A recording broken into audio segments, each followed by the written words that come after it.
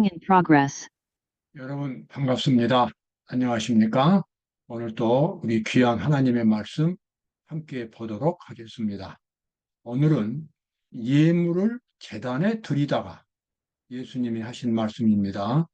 예물을 제단에 드리다가 형제에 대하여 원망 들을 만한 일이 있거든 생각나거든 먼저 가서 그 형제와 화목하고 예물을 드려라. 그렇게 가르치셨습니다. 예물을 드린다고 하는 것은 그거 하나만 의미하는 것이 아니라 모든 종교적인 활동을 의미하겠습니다.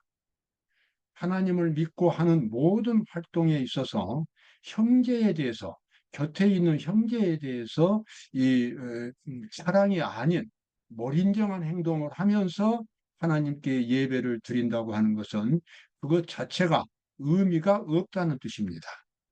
형제와 사랑의 관계, 올바른 관계가 맺어진 뒤에 하나님께 모든 종교적인 활동을 전개해야 할 필요성을 예수님이 말씀하셨습니다. 자, 마태복음 5장에 나와 있는 그 말씀이죠. 예물을 제단에 드리다가 거기서 내 형제에게 원망 들을 만한 일이 있는 줄 생각나거든. 예물을 제단 앞에 두고 먼저 가서 형제와 화목하고 그 후에 와서 예물을 드리라. 이 말씀은 물론 이 화목하기가 어려운 상황이 물론 있습니다. 왜냐하면 본인은 화목을 진정으로 원하는데 상대방이 그것을 원하지 않는 경우가 있어요. 그런 경우에는 최소한도 본인만큼은 상대방에 대해서 존경하는 태도를 가져야만 한다는 것입니다. 아무런 원망이나 증오심이 없어야 한다는 것입니다. 그래야만 진정한 의미에서 하나님께 예배를 드리는 것 같은 의미가 있겠습니다.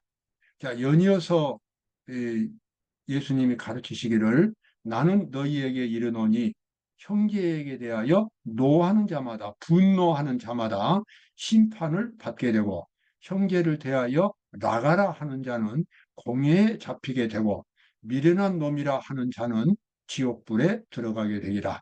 여기 노한다, 분노한다는 것은 모든 분노가 다 죄는 아닙니다. 그러나 상대방을 여기 세 가지가 나와 있는데 세 가지 공통점은 다 상대방에 대한 인격적인 멸시입니다. 상대방을 무시하면서 화를 내는 것, 형제에 대해서 그 당시 심한 욕설인 라가라고 하는 욕설을 퍼붓는 거나 또는 미련한 놈이라고 하는 자, 가치 없는 자, 이렇게 생각하는 것 모두가 다 범죄에 해당되고 근본적인 의미에서 살인죄에 해당이 됩니다. 그래서 상대방에 대한 인격을 멸시하거나 함부로 취급하는 것, 그 모두가 다 근본적인 뿌리가 살인죄에 해당이 되겠습니다. 이것을 우리가 반대로 해석한다면, 우리가 진정으로 그리스도인이 된다면, 우리는 내 몸처럼 형제를 사랑하는 그런 근본적인 자세를 가져야만 정상적인 그리스도인이라고 할 수가 있겠습니다. 자, 그러한 자세를 여러분과 제가 마음 깊이 간직해야 되겠죠. 내가 그리스도인이 된다고 하는 것은 언제 어디서 어떤 사람을 만나도 항상 예의를 지키고 항상 그 사람의 인격을 존중해 주는 것을 의미하겠습니다. 무례하게 행동하거나 자기 이기심을 추구하거나 억지를 부리거나 이러한 일들은 그리스도인에게는 있을 수 없는 일이 되겠습니다. 구약 성경에서 산상보훈에 나와 있는 말씀입니다. 미련한 놈이라는 말이 배교자, 그러니까 하나님의 종교를 버린 사람 또는 자기 자신을 악의 지배에 맡겨버린 자들을 가리킨다. 예수께서는 상대방을 미련한 자라고 비난하면 그 자신 또한 동일한 정죄를 받는 것이라고 말씀하셨습니다. 미련한 자, 인격에 대한 멸시지요. 상대방을 멸시하면 자기 자신도 하나님 앞에서 멸시를 당한다고 하는 것입니다.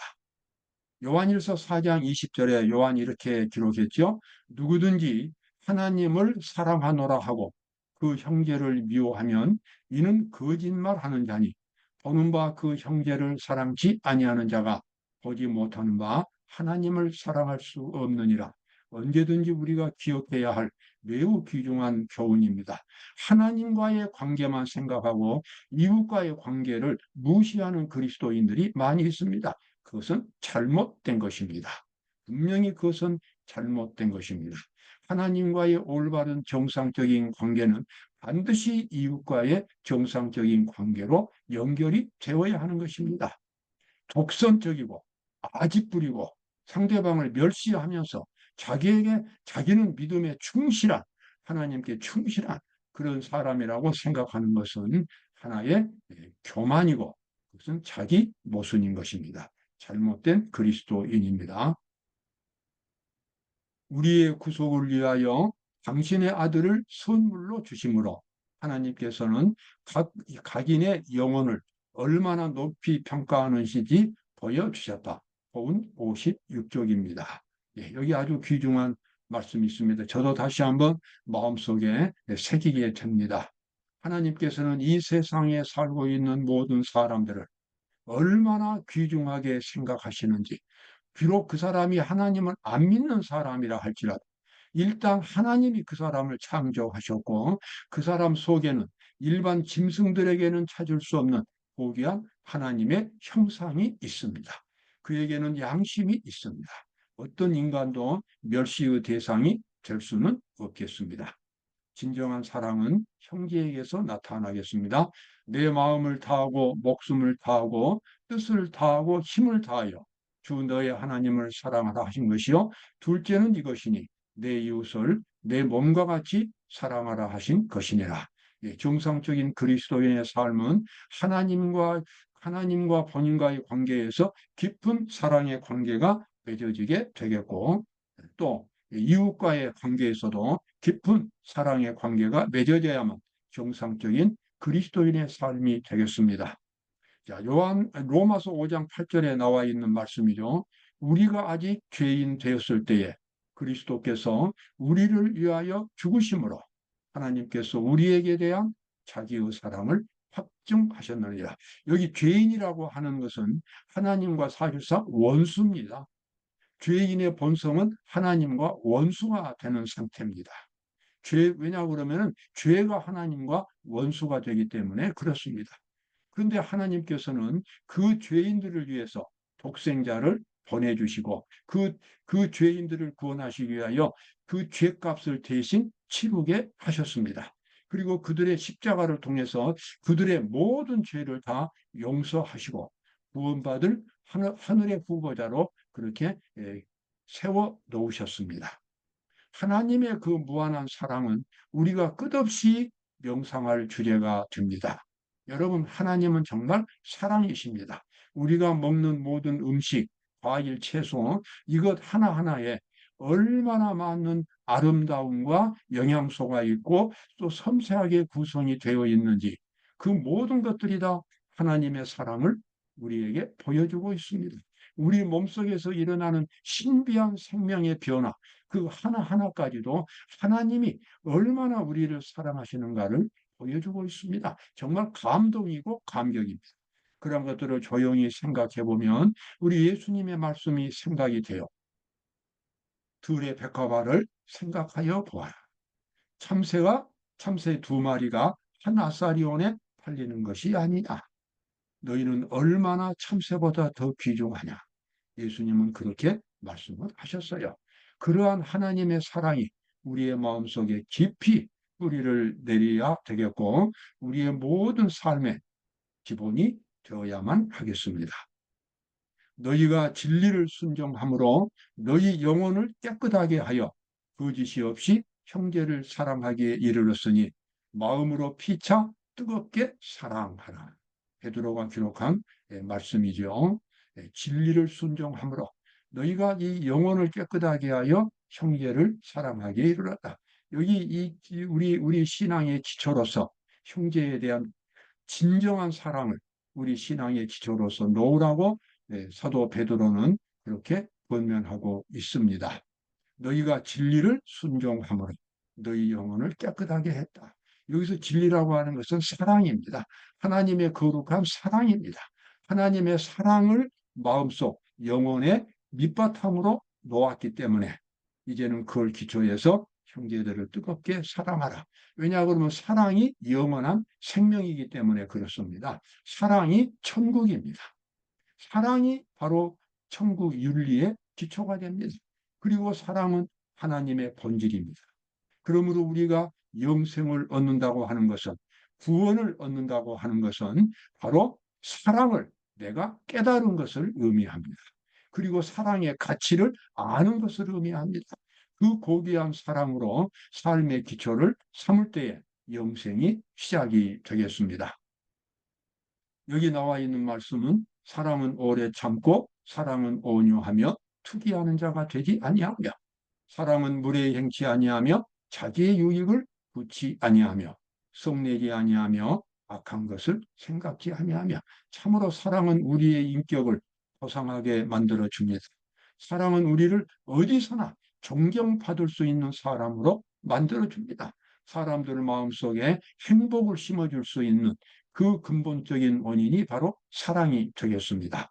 예수님은 우리에게 최고의 사랑, 최고의 삶의 지혜를 가르쳐 주셨습니다.